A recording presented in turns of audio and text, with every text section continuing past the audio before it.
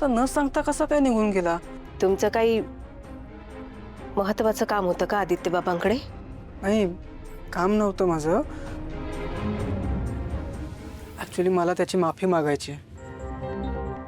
म्हणजे मी त्याला जे काही बोललोय त्याच्यानंतर त्याला किती वाईट वाटलं असेल. चेन्नईला जायच्या आधी एकदा भेटायला हवा होता तो. पण ठीक आहे, हरकत नाही. मी तो आल्यावर त्याला भेटेन. आलोच.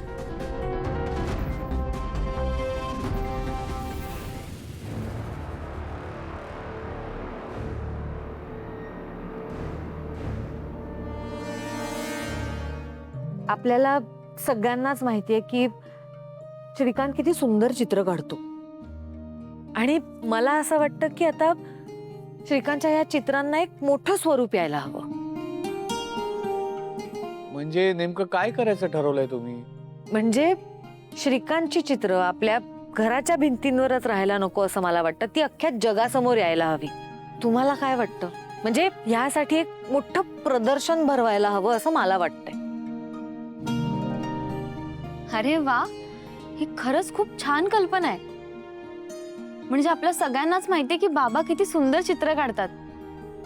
ह्यांच्या चित्रांचं जर चित्र प्रदर्शन झालं ना तर मज्जाच येईल. एकदम बरोबर. इनफॅक्ट आपल्याला हे खूप आधी करायला हवं होतं. हो, पण अजूनही वेळ गेलेली नाहीये आणि मला असं वाटतं की अजून वेळ घालवायला नको आणि हे प्रदर्शन आपण लवकरात लवकर भरवायला हवं आणि ह्याची सगळी जबाबदारी मला आदित्यवर द्यायची. कारण तो एक चांगला ऑर्गनायझर आहे हे आपल्याला सगळ्यांनाच माहिती आहे. त्याच्यामुळे तो ते सगळं व्यवस्थित पार पाडेलच. आणि मोहन, आदित्य सोबत ही जबाबदारी तू घेशील. हा, तुम्ही अजिबात काळजी करू नका वहिनी.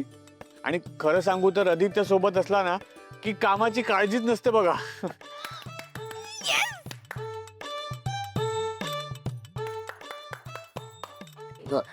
काय ग, काय झालं? टाळ्या का वाजवतेस अचानक? आरती आरती नाही, आरती नाही. हा, तुम्ही म्हणालात ना की दादासाहेबांच्या चित्रांचं प्रदर्शन भरवायचंय. मग तिथे सगळे लोक किती कौतुक करतील ना, टाळ्या वाजवतील. मग टाळ्या कशा वाजवायच्या म्हणून मी प्रॅक्टिस करत होते. ते नाही का आपल्याला शिकवलं बघा शाळेत, नाही का?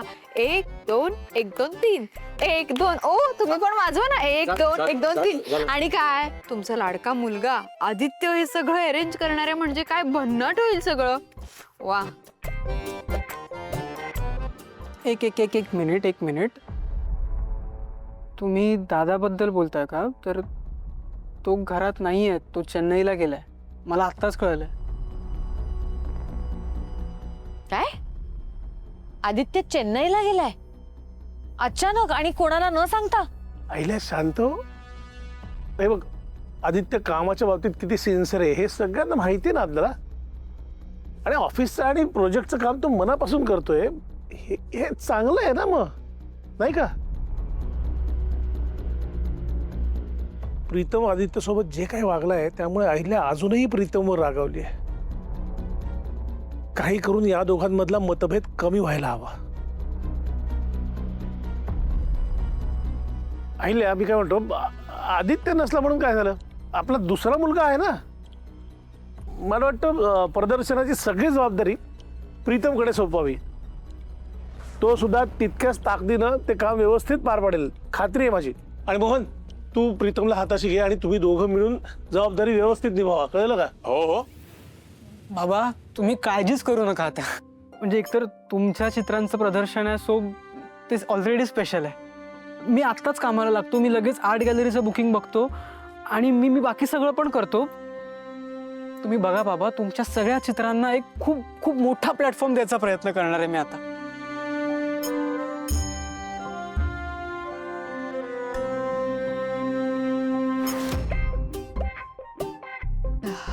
करोड रुपये.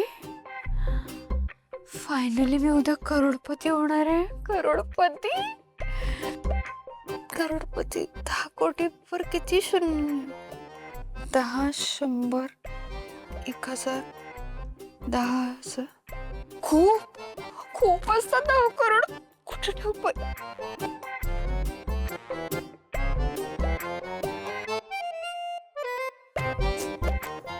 छी बाई, या कपाटात तर फक्त कपडेच ठेवायसाठी जागा आहे.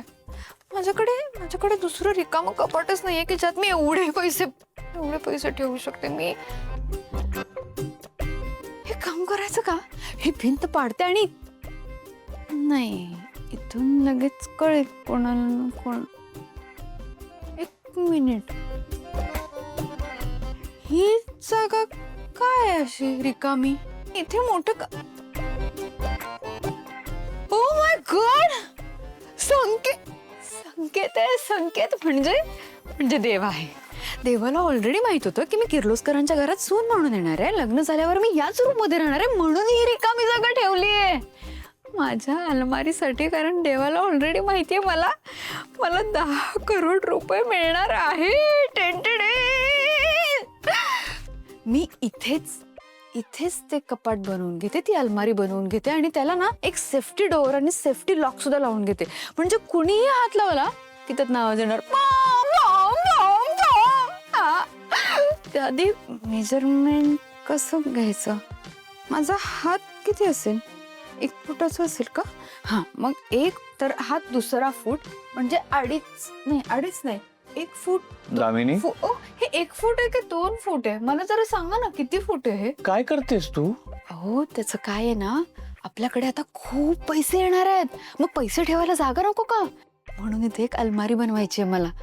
3 फूट असेल ना, मला अलमारी बनवायची आहे. आयत्या वेळी प्रॉब्लेम नको म्हणून. वेड लागलाय का तुला? नाही, तुला तरी कळतंय का तू काय बोलतेस? हो कळतंय. मी सांगते, उद्या आपल्या आयुष्यात सगळ्यात चांगला दिवस उजाडणार आहे.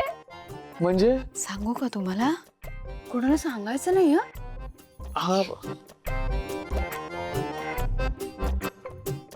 हे बघा, काय?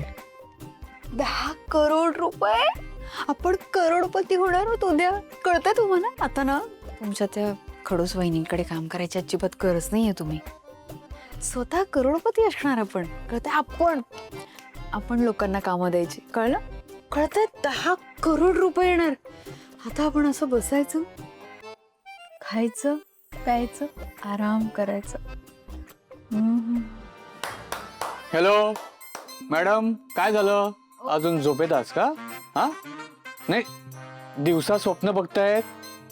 10 कोटी कसे मिळणार? हो, झटपट पटापट लॉटरी लागणार सटासट. अरे देवा, अरे 10 रुपये मिळणार नाही. तू काय कोटींच्या गप्पा मारतेस? तुम्हाला तुमच्या बायकोवर अजिबात विश्वास नाहीये. मी इतक्या तळमळीने सांगतेय ना तुम्हाला की आता आपलं नशीब बदलणार आहे, आपले दिवस बदलणार आहेत. तुम्हाला पटत नाहीये का? मी खरं सांगते, आपले दिवस बदलणार आहेत आता. हे बघ, दिवस बदलतील तेव्हा बदलतील. आपण तेव्हाच तेव्हा बघू. हा, उगाच नको ते खोड डोक्यात आणू नकोस. झटपट पटापट फटके देईन सटासट. जा नवरे अजिबात त्यांना कळत नाही माझं काही.